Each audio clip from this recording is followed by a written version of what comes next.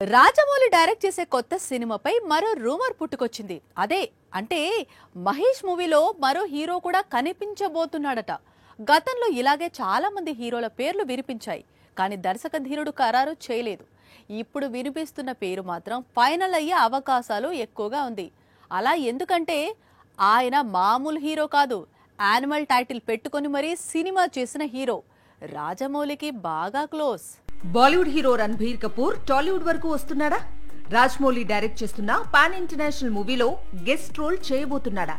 మహేష్ తో కలిసి screen share చేసుకోబోతున్నాడా అంటే అవుననే అంటున్నాయి ఫిల్మ్ నగర్ వర్గాలు.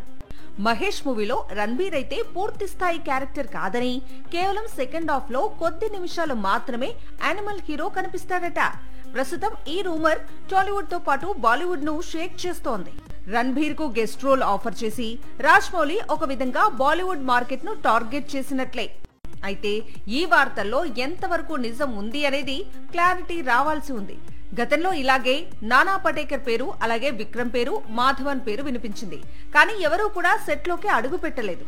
రాజమౌళి సినిమాలో నటిస్తున్నట్లు ఫోటోలు కూడా లీక్ కాలేదు.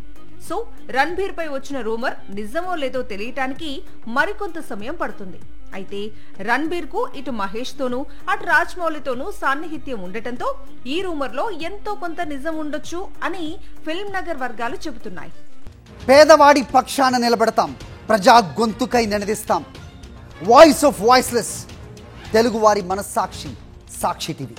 సాక్షి టీవీ ప్రసారాల కోసం మీ స్థానిక కేబుల్ ఆపరేటర్ను వెంటనే సంప్రదించండి.